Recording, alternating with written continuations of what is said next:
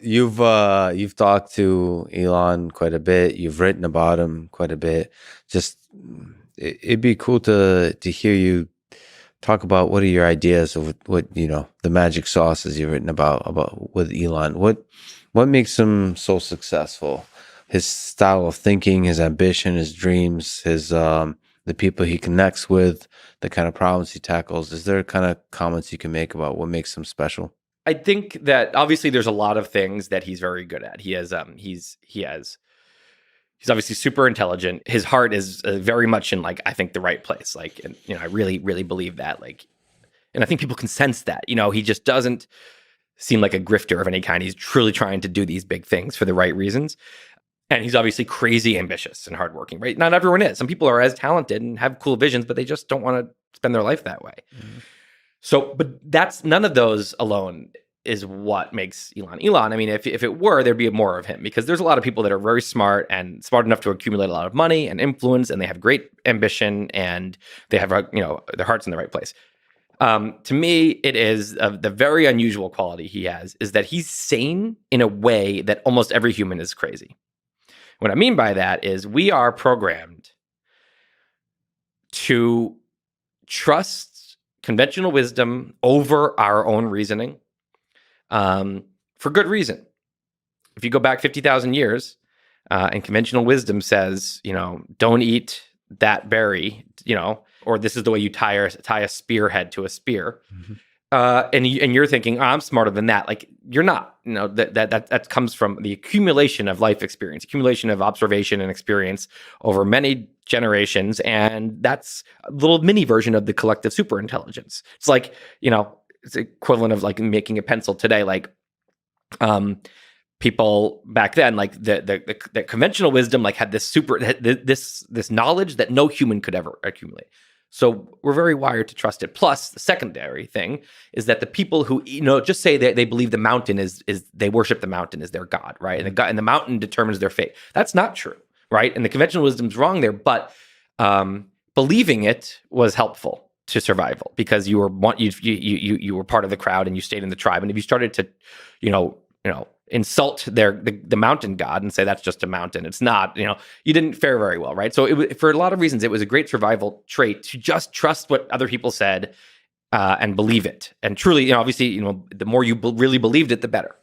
Today, conventional wisdom in a rapidly changing world and a huge giant society, our brains are not built to understand that. They have a few settings, and none of them is 300 million person society.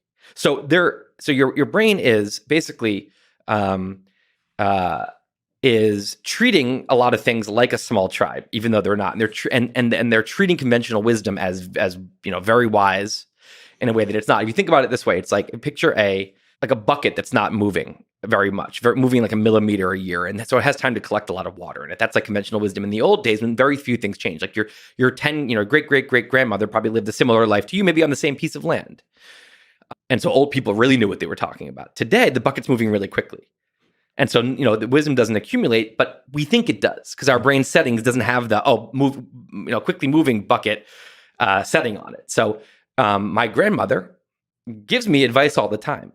And I have to decide, so there are certain things that are not changing, like relationships and love and loyalty and things like this. Her advice on those things, I'll listen to it all day. She's one of the people who said, you got to live near your people you love, live near your family, right? I think that is tremendous wisdom, right? That is wisdom because that happens to be something that doesn't change from generation to generation. For now. Right. For now. She's also telling, right, so I'll be the idiot telling my grandkids that, and they'll actually be in some metaverse, being exactly. It doesn't matter. And I'm it's not the same when you're not in person. They're going to say, it's exactly the same, Grandpa. And they'll also be thinking to me with their Neuralink, and I'm going to be like, slow down. I don't understand what you're saying. You just talk like a normal person. Anyway, so my grandmother but then she says, you're I don't know about this writing you're doing. You should go to law school, and, you want to be secure. And that's not good advice for me, given the world I'm in and what I like to do and what I'm good at. That's not the right advice. But because the world is she's in a different world. So she became wise for a world that's no longer here, right? Now, if you think about that, so then when we think about conventional wisdom, it's a little like my grandmother. And there's a lot of, it's not maybe, 60 years outdated, like her software. It's maybe 10 years outdated to conventional wisdom, sometimes 20. So anyway, I think that we all continually don't have the confidence in our own reasoning when it conflicts with what everyone else thinks, with what seems right. We don't have the guts to act on that reasoning for that reason, right? And so there's so many Elon examples. I mean, just from the beginning, building Zip2 was his first company, and it was internet advertising at the time when people said, this internet was brand new, kind of thinking of like the metaverse, VR metaverse today. And people be like, oh, we facilitate internet advertising. People were saying, yeah, people are going to advertise on the internet. Yeah, right. But actually, it wasn't that he's magical and saw the future. It's that he looked at the present, looked at what the internet was, thought about, the obvious like advertising opportunity this was going to be. It wasn't rocket science. It wasn't genius, I don't believe. I think it was just seeing the truth. And when everyone else is laughing, saying, well, you're wrong. I mean, I did the math and here it is, right? Next company, X.com, which became eventually PayPal. People said, oh yeah, people are going to put their financial information on the internet. No way. To us, it seems so obvious. If you went back then, you would probably feel the same way. You'd think that is a fake company. It's just obviously not a good idea. He looked around and said, I see where this is. And so again, he could see where it was going because he could see what it was that day and not what it, not people, conventional wisdom was still a bunch of years earlier. SpaceX is the ultimate example. A friend of his apparently actually compiled a video montage of rockets blowing up to show him this is not a good idea. But just even the bigger picture, the amount of billionaires who have like thought this was, I'm going to start launching rockets, and the amount that failed. I mean, it's not. Conventional wisdom said this isn't a bad endeavor. He was putting all of his money into it. Yeah. Landing rockets was another thing. If here's the classic kind of way we reason, which is if this could be done, NASA would have done it a long time ago because of the money it would save. If this could be done, the Soviet Union would have done it back in the 60s.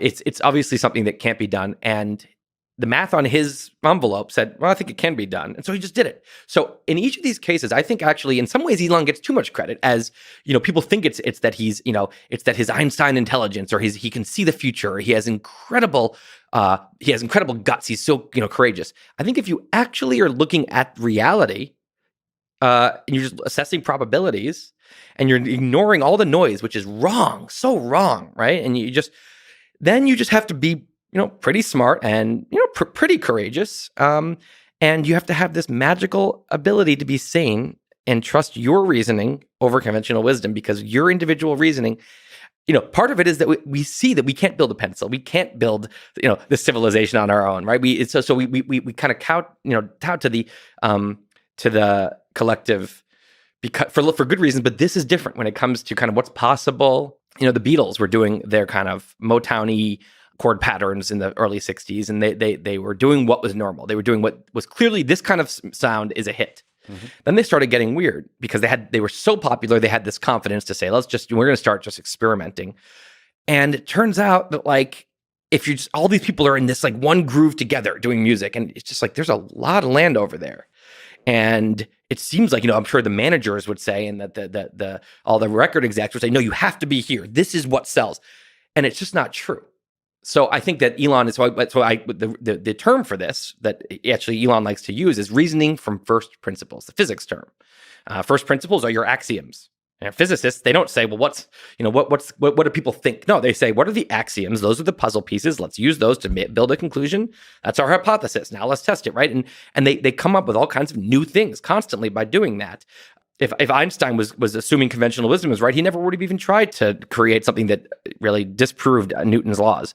And the other way to reason is reasoning by analogy, which is a great shortcut. It's when we look at other people's reasoning and we kind of photocopy it into our head, we steal it.